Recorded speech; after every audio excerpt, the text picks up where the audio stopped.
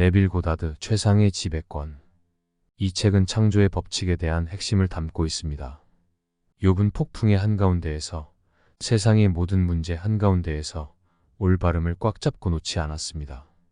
자신이 자유롭다는 것을 사실로 받아들였고, 무한한 시간 속에서 자신의 마음은 자신을 결코 가혹하게 판단할 수 없다는 것을 알면서 올바름을 꽉 잡았습니다. 여러분도 욥처럼 올바름을 잡고 놓지 마십시오. 아시다시피 오늘 아침의 주제는 최상의 지배권입니다. 그런 절대적인 지배권을 여러분은 지금 행사하지 못하고 있습니다. 그래서 자신이 그런 권한을 가지고 있다고 생각조차 못합니다. 창세기 첫 장에 이런 말이 나옵니다. 그리하여 하느님은 자신의 형상에서 인간을 만드셨으니 하느님의 형상 안에서 하느님은 그를 만드셨으며 그들을 남자와 여자로 창조하시니라. 그리고는 그들에게 축복을 내리시더라. 그런 후에 하느님은 그들에게 말합니다. 이 땅에 결실을 맺으며 번창하며 가득 채우라. 그리고 바다의 물고기들과 하늘에 날아다니는 것들과 땅 위를 기어다니는 모든 것을 지배하라. 그리고 하느님이 자신이 한 모든 것을 보시더라. 하느님께서 행하신 모든 것, 그분께서 지으신 모든 것, 그러니 그것들이 매우 좋더라. 성경을 마음에 관한 진리를 나타낸 것으로 보지 않고 역사적인 사건들을 기록한 것으로 이해한다면 창세기의 저 구절을 이해할 수 없습니다. 하지만 성경이란 것이 역사적인 사실이나 창조의 역사를 적기 위한 목적으로 쓰인 것이 아닌 마음에 관한 진리를 담은 위대한 책으로 이해한다면 가장 위대한 책을 그제서야 흘끗 보게 될 것입니다. 성경을 마음에 관한 진리를 담은 책으로 본다면 성경에서 말하는 땅은 인간을 가리키게 됩니다. 우리는 그 땅을 다스려야만 합니다. 인간 안에는 땅 위를 기어다니는 것들로 상징되는 모든 열망과 감정이 살고 있습니다. 인간의 깊은 곳 안에는 눈에 보이지 않는 상태들이 실제로 존재합니다. 이것들은 물고기로 상징되었습니다. 그리고 인간의 깊은 내면에는 셀 수 없을 만큼 많은 생각이 실제 존재하고 있습니다. 이것들은 하늘을 날아다니는 것들로 상징되었습니다. 우리가 다스려야 할 것은 다름 아닌 바로 이런 우리 자신입니다. 인간을 정복했을 때 약속은 우리에게 주어지고 이 인간이라는 넓고 경이로운 땅 위를 지배하는 권한을 얻게 됩니다. 성경에서 말하고 있는 땅이 우리 자신이라는 사실을 모른다면 세상 밖으로 나가 눈에 보이는 세상을 정복해야 한다고 생각할 것입니다. 자신에게 이루어진 일들은 세상이란 것을 통해 나타납니다. 그래서 자신을 둘러싸고 있는 이 아름다운 세상을 바라보면서 자신을 작은 존재로 느낍니다. 성경을 보면 인간이 스스로를 메뚜기로 부르는 구절이 나옵니다. 그렇게 자신을 메뚜기라고 불렀기에 자신을 둘러싼 것들이 거인들로 보입니다. 자신을 둘러싸고 있는 거인들, 이를테면 산업이란 거인들과 경제란 거인들이 우리 눈앞에 나타납니다. 그런데 인간은 자신이라는 세상을 다스리는 방법을 모르기 때문에 스스로를 작은 존재로 느낍니다.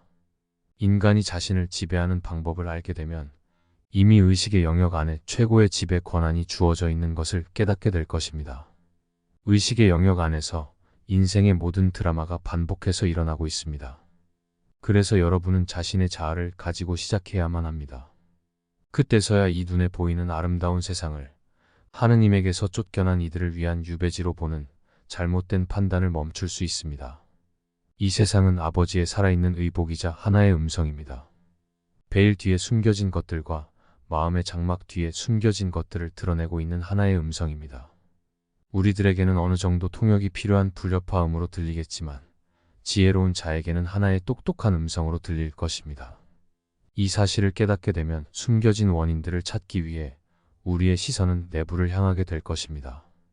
그리고 물고기들이 어떻게 헤엄치고 이것들이 바깥 세상과는 어떤 관계를 맺고 있는지 보기 위해서 깊은 물속을 보게 될 것입니다. 이 깊은 곳을 이루고 있는 모습들은 우리 삶을 둘러싼 환경과 조건으로 나타나게 될 것입니다. 그래서 만약 여러분이 아직 이 가르침을 실천에 옮기지 않았다면 바로 지금이 이 가르침을 실천에 옮길 때입니다. 여러분은 가르침에 따라 세상에 펼쳐진 투쟁적인 모습을 하느님의 정원으로 보아야 합니다. 그 정원은 에덴이라고 불립니다. 이 정원을 잘 유지하고 가꾸기 위해 인간이 그 안에 존재하는 것입니다. 하느님의 정원은 다름 아닌 인간입니다. 더 정확히 말하자면 인간의 마음입니다. 인간이 살지 않는 야생에서는 정원을 발견할 수 없습니다. 나무와 꽃이 자리한 곳에 인간이 없다면 그곳은 야생의 숲으로 변하게 될 것입니다.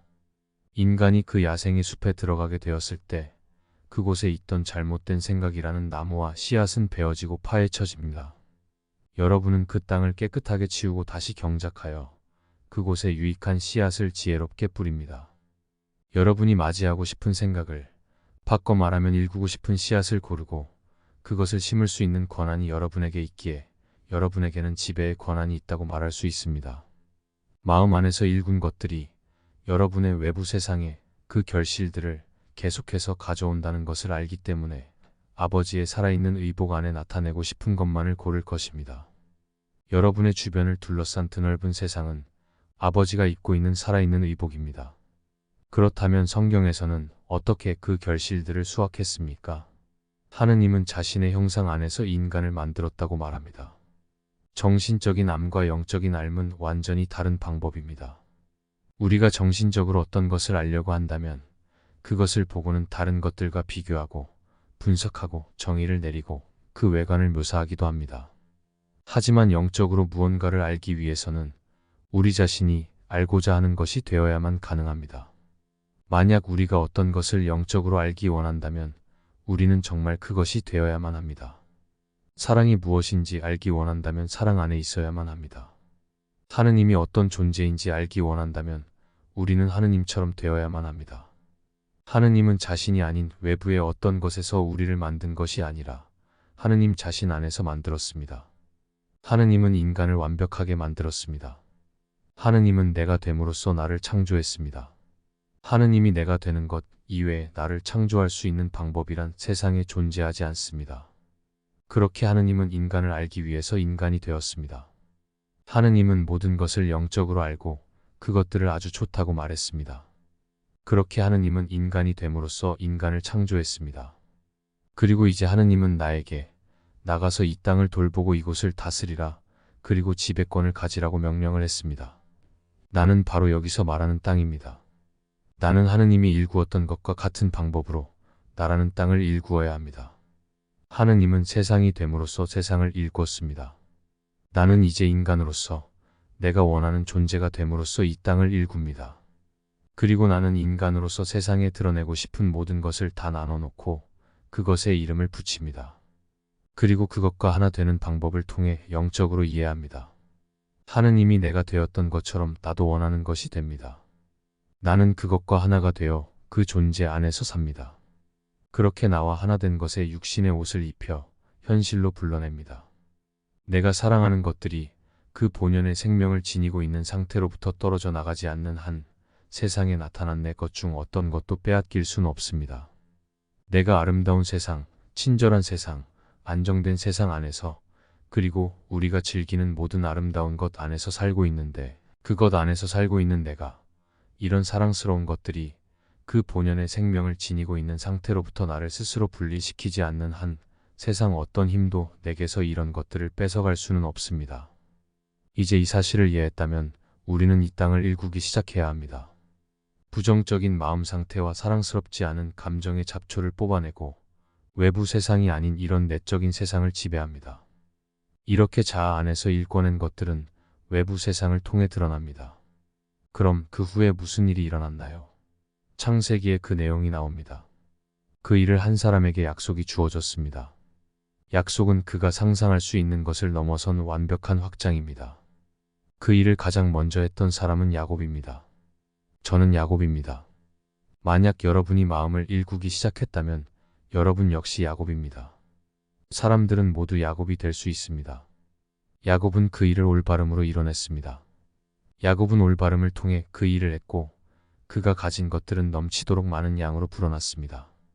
양과 소는 셀 수 없이 불어났고 그의 여종과 하인 그리고 낙타의 수는 가늠할 수 없을 정도로 늘어났습니다. 야곱은 이렇게 말했습니다. 나의 올바름이 장차 나를 위해 대답하리니 올바름은 올바른 의식을 말합니다. 올바른 의식이라고 말할 수 있는 유일한 것은 여러분이 이미 원하는 모습이 되었다고 인식하는 것입니다. 바로 그런 인식을 가져야만 여러분은 눈에 보이지도 않는 상태와 하나가 될 수 있습니다.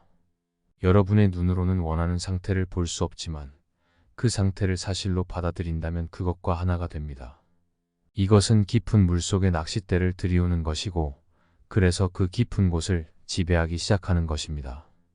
여러분은 느낌이라는 매개체를 이용해서 여러분이 원하는 모습이 이미 되었다는 느낌을 가져서 소망하는 상태 안으로 들어갈 수 있습니다. 이것이 여러분의 세상 안에 넘치도록 많은 것을 만들어내는 방법입니다. 그렇게 여러분은 여러분의 세상 안에서 넘치도록 확장시켜 나갈 야곱이 될 것입니다. 다음으로 볼 사람은 욥입니다. 여기 인간이 겪을 수 있는 모든 시련과 재앙, 그 한가운데에서 욥은 말합니다. 나는 나의 올바름을 잡고 놓지 않으리니 내가 살아있는 한 나의 마음이 나를 가혹하게 판단하지 못하도록 할 것이더라. 그는 폭풍의 한가운데에서, 즉 세상의 모든 문제 한가운데에서 올바름을 꽉 잡고 놓지 않았습니다. 자신이 자유롭다는 것을 사실로 받아들였고, 무한한 시간 속에서 자신의 마음은 자신을 결코 가혹하게 판단할 수 없다는 것을 알면서 올바름을 꽉 잡았습니다. 그러면 다음과 같이 말해집니다. 이 땅에 길들여진 자는 올바름을 구하니 이 땅을 받을 자는 길들여진 자이더라. 길들여진 자는 땅을 물려받게 된다고 말합니다. 길들여진 자는 메뚜기처럼 땅에 엎드려서 비굴한 태도를 취하는 자를 뜻한다고 들었을 것입니다. 하지만 그렇지 않습니다. 길들여진을 올바르게 해석해 본다면 야생 동물이 길들여졌다고 말하는 것처럼 길들여진 것을 말합니다. 자신의 마음을 길들이고 자신의 존재를 길들여서 어떤 일이라도 맡아서 할 수 있는 사람, 그런 사람이 길들여진 자이고, 그렇게 길들여진 자가 땅을 물려받습니다. 그리고 길들여진 자는 항상 올바름을 구합니다. 그래서 만약 오늘부터 이 땅을 정복하기로 마음먹었다면 올바름을 나의 슬로건으로 삼아야 합니다. 그리고 만약 내가 올바르다면 내가 심었을 나무와 꽃을, 내가 키웠을 동물을, 그리고 내가 잡았을 고기를 지금 선택해서는 소망하는 상태로서 그것들에게 이름을 붙일 것입니다. 성경에서는 이것을 보잘것없는 것이 아닌 아름다운 것, 애도하는 것이 아닌 기쁨의 영과 같이 아름다운 이름으로 불렀습니다. 좋은 것 모두는 이런 것 위에서 산다고 합니다. 그는 그것을 아주 좋다고 불렀습니다. 내가 모든 것을 좋다고 부른다면 그것들에게는 올바른 판단이 주어질 것입니다. 나의 감각은 그 판단이 사실이 아니라고 거부하고, 나의 이성은 그것을 실현하는 것이 불가능하다고 말할지라도 나의 정원을 가꿀 사람은 나이고, 이 정원이야말로 유일하게 돌봐야 할 정원이고, 이것이야말로 내가 정복해야 할 유일한 땅이라는 것을 알아서 지금 바로 가꾸기 시작하여 아름다운 것들을 담대하게 사실로 받아들이십시오. 항상 아름다운 모든 것이 예루살렘에서 시작됐듯이 나도 나 자신에서부터 시작합니다. 그리고 나에게 가득 채워진 아름다움을 세상에 펼쳐냅니다. 여러분이 누군가를 만날 때 그 사람의 지금 모습이 어떤가에 개의치 말고 그 사람의 진정한 모습을 인식하여 그를 자유롭게 만드십시오. 자신이 먼저 스스로를 어떻게 부르느냐에 따라서 다른 이들도 그 모습으로 보게 되는 이 진리를 깨달으십시오. 하지만 어떤 이가 그의 진정한 자신의 모습을 알지 못한다면 여러분은 그를 위해서 그의 진정한 모습을 인식해야 합니다. 그리고 다시는 그의 육체를 만나지 못할지라도 그가 이미 자유롭다는 참 모습을 기억 속에 간직하십시오. 이것이 그 사람을 자유롭게 만들 것입니다. 이런 식으로 여러분은 자신의 정원을 가꾸는 중입니다. 이 땅은 여러분의 지배 아래 놓이게 되었고 여러분은 그것을 다스립니다. 그때 지배의 권능은 주어질 것입니다. 그래서 성경에서 말하는 이 땅이 여러분의 진정한 모습인 것을 안다면 여러분은 이 세상의 지배자가 됩니다. 인간은 이런 경이로운 일들이 일어나고 있는 정신적인 세상입니다. 모든 동물이 살아 움직이는 정신적 땅입니다. 감정 모두는 동물로 상징됩니다. 하늘에서 날아다니는 모든 것은 여러분이 마음에 품은 생각입니다. 깊은 곳에 있는 모든 물고기는 여러분이 단지 올바르게 그물을 던지는 방법을 안다면 잡을 수 있는 보이지 않는 상태입니다. 여러분은 밤에 낚시를 하지만 아무것도 잡지 못합니다. 그때에 그물을 올바르게 던질 수 있는 위로운 자가 나타납니다. 그는 그물을 올바른 방법으로 던지고 항상 올바른 쪽으로 던집니다. 여기서 올바른 쪽이란 올바름 혹은 올바른 의식을 나타냅니다. 올바르게 그물을 던질 수 있는 자가 나타나야만 고기를 잡을 수 있을 것입니다.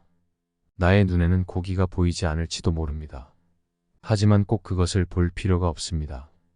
즉 그것을 확인할 만한 감각의 증거를 기다릴 필요가 없습니다. 그리고 그에게 믿음은 올바름으로 여겨지니 그래서 나는 깊은 곳 세상에 대해 믿음을 지닐 것입니다. 보이지 않는 실체에 대해서 믿음을 지닐 것입니다. 아직은 그 물고기를 눈으로 볼 수는 없을 것입니다. 하지만 그것들의 모습이 드러난다는 것을 알아서 보이지 않는 상태에 대한 존재와 그 실체에 대한 믿음을 간직합니다. 보이지 않는 것을 외부 세상으로 가져올 때마다 아버지의 멋진 의복에 아름다움을 하나씩 더하게 됩니다. 이것이 제가 하는 일이자 저의 의무입니다. 이곳에 계신 분들 모두 성경에서 말하고 있는 땅이 자신을 뜻한다는 것을 믿기 시작할 것입니다. 여러분은 그 정원의 한가운데에 머물도록 선택받은 자입니다. 하지만 머물고 있는 그곳을 잘 가꾸어진 정원으로 만들어야 합니다. 이렇게 말합니다. 유지하고 유지하라. 그리고 잘 일구어라. 여러분은 여러분의 모든 생각을 지배할 수 있습니다. 하지만 여러분은 그렇지 않다고 말합니다. 물론 여러분이 생각을 지배하는 것을 무언가가 방해하고 있을지 모르지만 그 방해물을 받아들일 것인지 아니면 거부할 것인지에 대한 선택권은 여러분이 쥐고 있습니다. 여러분이 어떤 것을 받아들인다면 여러분은 그것과 하나가 되고 그 하나 된 상태는 존재의 법칙에 의해서 여러분의 세상 안의 모습을 드러냅니다. 그때 여러분의 정원에 어떤 것이 모습을 드러냈는지를 보고 정원에 어떤 것을 심었는지를 알게 될 것입니다. 이제 여러분의 정원에서 아름다운 꽃이 아닌 잡초를 발견했다면 잠시도 기다리지 마십시오. 발견한 즉시 잡초를 뽑아내고 새로운 정원으로 가꾸는 것을 시작하십시오. 그렇게 정원을 지배하기 시작하십시오. 길들여진 자가 되십시오. 길들여진 자는 확신에 차 있습니다. 길들여진 자는 도움을 얻기 위해 누군가 다른 이에게 시선을 돌리지 않는 확신에 찬 가슴을 지닌 자입니다. 그는 해낼 수 있다는 것을 알면서 걷습니다. 그래서 물고기를 잡을 수 있습니다. 성경에서 하늘을 나는 새라고 표현된 마음에 떠다니는 생각들을 지배할 수 있습니다. 그는 영적으로 알기 시작할 것입니다. 외적인 것들에 대한 정보를 얻어서 머리로 이해하는 것이 아니라 유일하게 영적으로 알 수 있는 방법인 그것과 하나가 되는 방법으로 알게 될 것입니다. 영적으로 사물을 아는 것을 배워야만 합니다. 사랑 안에 존재함으로써 사랑이 영적으로 무엇인지 아는 것을 배워야만 합니다. 이미 내가 안정적이라는 것을 인식함으로써 안정이라는 것이 영적으로 무엇인지 아는 것을 배워야만 합니다. 나는 이미 건강하다는 것을 인식함으로써 건강이 무엇인지 아는 것을 배워야만 합니다. 그리고 나의 올바름은 장차 나를 위해서 대답할 것이라는 것을 알아서 올바름의 이름으로 이 상태를 유지해야만 합니다.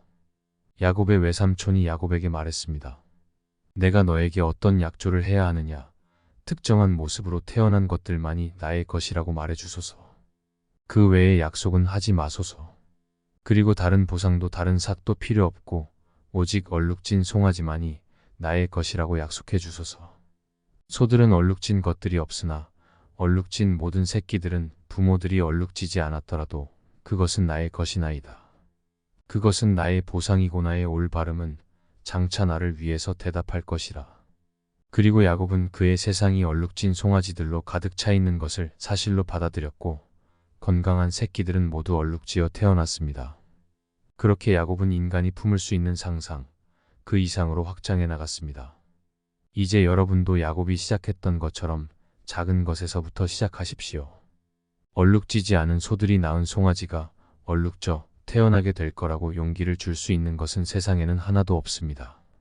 하지만 야곱은 얼룩지지 않은 소들이 얼룩진 송아지를 낳게 되어 자신이 가질 수 있는 송아지 수는 1000배에 이르게 된다는 것을 믿었고 사실로 받아들였습니다.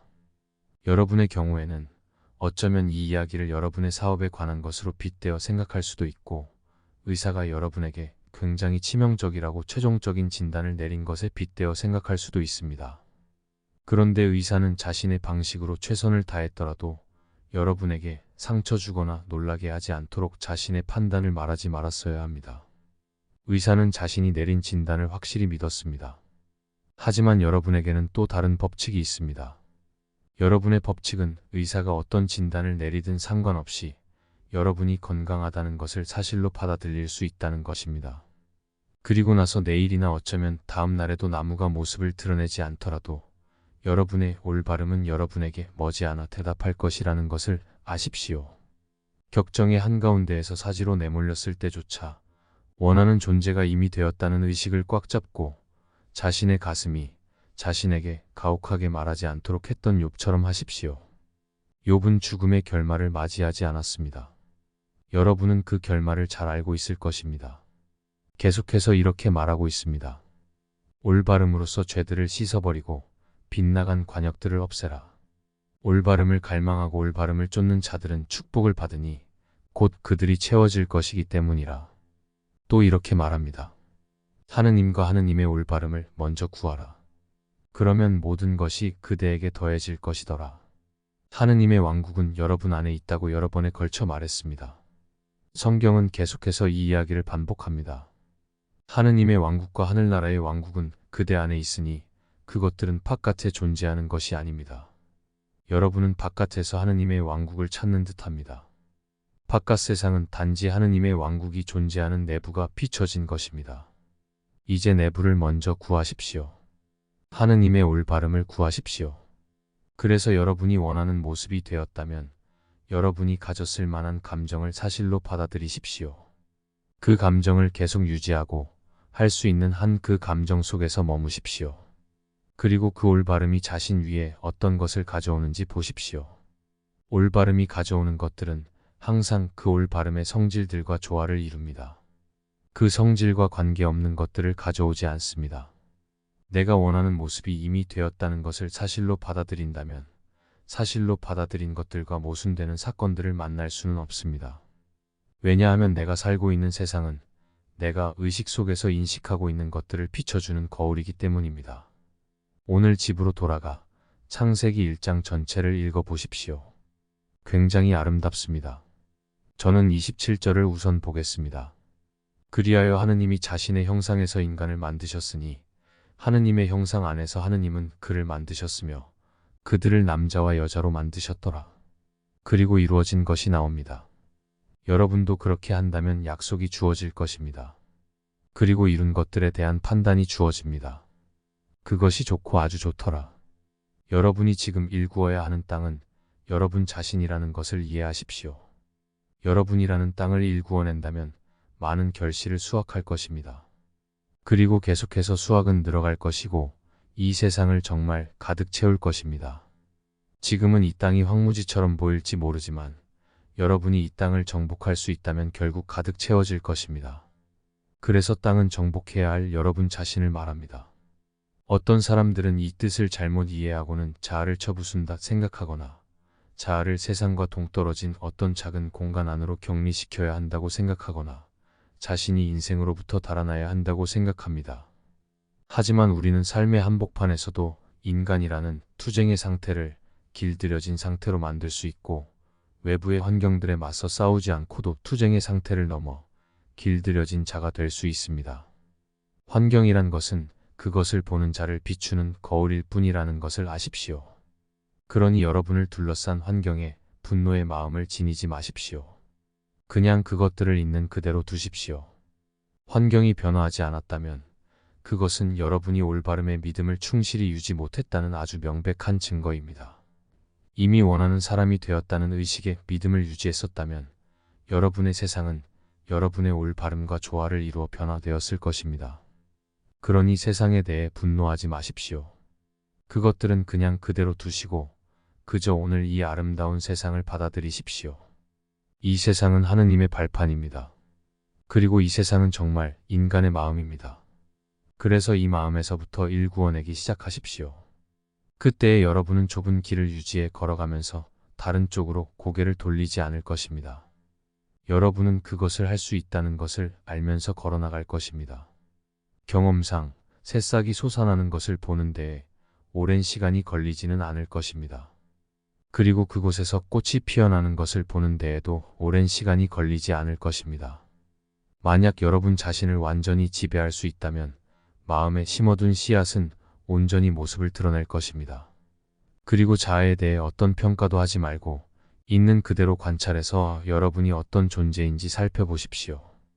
여러분이 삶에 대해 어떻게 반응하는지를 어떤 판단도 개입하지 않은 채 관찰해서 그 땅에 있는 그대로의 현재 상태가 어떤지 보십시오. 여러분이 어떤 존재인지를 보게 되었을 때 그것은 지금 있는 그대로의 이 땅의 상태를 여러분에게 보여줍니다. 그 상태를 비난하지 마십시오. 그냥 단순히 그 땅을 정복하십시오.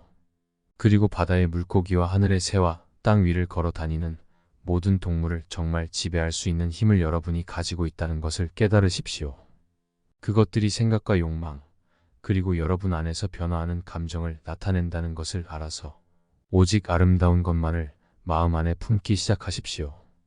여러분은 여러분 의식의 영역 안에서 최고의 지배자이기 때문에 좋은 것들 위에만 머물러 여러분의 땅을 비옥하게 만들 수 있습니다. 그런데 어쩌면 여러분은 여러분의 땅이 작다고 말할지도 모릅니다. 여러분은 여러분의 몸과 생명을 지닌다고 말하지만 여러분은 저에게 뿔이 내려 있고 여러분은 제 안에서 끝이 난다고 말할 수 있습니다. 제가 하느님 안에서 뿔이 내려 있고 하느님 안에서 끝이 나는 것처럼 말이죠. 25억의 인구가 살고 있으면서 매년 그들은 보이지 않는 문을 통해 빠져나가고 있습니다. 그들이 여러분의 세상 안으로 오고 나갈 때 세상 사람 모두는 실제로 여러분 안에 뿔이 내려 있고 여러분 안에서 끝을 맞이하고 있다고. 그리고 여러분은 여러분이 하느님이라 부르는 궁극적인 실체 안에 뿔이 내려 있다고 말할 수 있습니다. 그래서 광활한 이 세상 전체는 단지 여러분 안에 자리 잡고 있는 것입니다. 그 세상을 새롭게 다시 배열해서 여러분이 살기 원하는 아름다움을 비출 수 있도록 해야 합니다. 최상의 것들을 사실로 받아들여서 그 일을 할 수 있습니다. 상상할 수 있는 최상의 것들을 항상 마음에 품으십시오. 처음에는 예루살렘의 최상의 것들을 불어넣으신 후에 나아가 여러분이 자신에게 주었던 것을 밖으로 펼쳐내십시오. 여러분이 그런 멋진 상태 안에서 산다면 여러분이 다른 이들에게 쏟아 부어줄 것은 오로지 아름다운 것밖에 없습니다. 여러분이 다른 이들에게 선물로 줄 수 있는 유일한 것은 오직 자신밖에 없기 때문입니다. 그 외에 줄 것은 없습니다. 여러분이 좋은 상태에 있다면 여러분은 오직 좋은 것만을 줍니다. 그렇지 않다면 여러분의 상태가 어떤 것이든지 그것만을 주게 될 것입니다. 그런데 여러분은 세상에 대한 여러분의 반응을 살펴보면서 자신을 관찰하게 되었을 때 자신이 만족스럽지 않은 땅이라는 것을 발견할 수도 있습니다. 하지만 여전히 비옥한 땅입니다. 습관적으로 박혀있는 잘못된 생각의 나무들을 뽑아내고는 아름다움과 조화 속에서 여러분이 원하는 것을 새로운 씨앗으로 뿌릴 수 있습니다. 그러면 여러분이 심어놓은 씨앗에 맞춰 결실을 수확할 것입니다. 이제 우리는 아버지에게 고귀한 옷을 입히기 위해 우리의 마음을 보다 더 멋지게 만들기로 결심합니다. 우리의 눈에 비치는 아름다운 세상은 많은 사람들이 지금은 아버지 안에서 살고 있지 않는 것처럼 집에 돌아가야 한다고 말하는 추방된 장소가 아닙니다. 여러분이 나를 볼 때 여러분은 나의 아버지를 봅니다. 여러분이 나를 볼 때면 여러분은 나의 마음 상태를 봅니다. 왜냐하면 여러분은 내가 사는 세상을 볼 것이고 그것은 나의 아버지인 마음 상태를 보는 것이기 때문입니다. 여러분이 내가 투영된 것을 볼 때 그것을 아들이라 부릅니다. 그리고 나를 둘러싼 나의 세상은 내가 지금 어디에 서 있는지 그 위치를 말해줍니다. 이런 모든 내적인 상태는 경이로운 의식 안의 장소입니다. 내적인 상태는 내가 서 있는 자리입니다. 그리고 내부에서 내가 어느 곳에 서 있는지에 따라서 바깥 세상에서 무엇이 보이는지가 결정됩니다. 그래서 내가 아버지의 의복인 이 세상을 바라볼 때 그것이 혐오스러워 보이든 아니면 아름다워 보이든 나의 내적인 구조를 보는 것뿐입니다. 나는 영원히 내가 진실이라고 받아들인 형상으로 나 자신을 입힙니다. 그리고 나는 오직 의식 안에서 나의 존재만을 볼 수 있습니다. 이 진리를 이해하고서 올바름, 즉 올바른 의식을 구하겠다고 오늘 결심하십시오. 나는 내가 원하는 사랑스러운 모든 것을 곧 수확할 것이라는 것을 알면서 말입니다. 이제 인생에서 어떤 고귀한 목적을 뽑아보십시오. 그것을 여러분이 세상에 나타내고 싶은 하나의 원하는 상태로서 명확하게 한 후에 아주 간단한 질문을 자신에게 던져보십시오.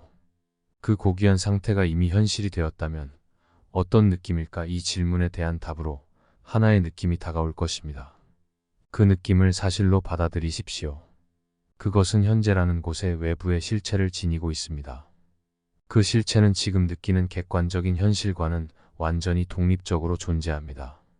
하지만 그곳 역시 이곳처럼 체계를 지니고 깊은 곳 안에 실체를 지닙니다. 그것이 진실이라면 어떤 기분이 들까? 라고 자신에게 묻는다면 하나의 느낌이 떠오를 것입니다. 그랬다면 여러분은 생각하고 있는 것에 이름을 붙인 것입니다. 만약 그것이 안정이라면, 만약 그것이 건강이라면, 만약 그것이 어떤 상태라면 그 물고기는 여러분의 깊은 곳으로부터 나옵니다. 그것은 여러분의 깊은 곳 안에 놓여 있고 여러분은 그 느낌 안에 나를 놓습니다. 비록 눈으로 볼 수는 없지만 여러분은 실제로 그 위에 서 있는 것입니다. 이제 그 느낌을 계속 유지하십시오. 만약 여러분이 그 상태를 유지한다면 성경에서는 3일 안에 여러분을 메마른 땅에 토해내게 될 것이라 합니다. 3은 3일을 말하지 않습니다. 3은 충만함과 완벽함을 뜻합니다. 그래서 그 모든 것이 자연스러워지고 현실처럼 느껴져 현실과 같은 감각적 생생함을 지닐 때까지 3일 동안 그 물고기 배 안에서 살게 된다면 그때 나는 성경에서는 땅 또는 메마른 땅으로 표현된 객관적인 실체 안으로 나를 토해낼 것입니다. 그것은 정말 실체를 지니고 있습니다. 오직 사람들이 즉각적으로 확인할 만한 객관적인 실체를 지니고 있지 못하기 때문에 그것에서 돌아서 버리는 것입니다. 하지만 여러분이 3일 동안 그 느낌 위에서 타고 지낸다면 만족함과 실체라는 느낌을 얻을 때까지 물고기 뱃속에 들어가 지내는 것이 무엇인지 알게 될 것입니다. 그 상태 안에서 여러분은 올바름을 가질 것이고 여러분의 올바름은 장차 여러분을 위해서 대답을 줄 것입니다. 그것은 여러분의 기대를 저버리지 않을 것이고 기대를 저버릴 수도 없습니다. 이제 침묵 속으로 들어가겠습니다.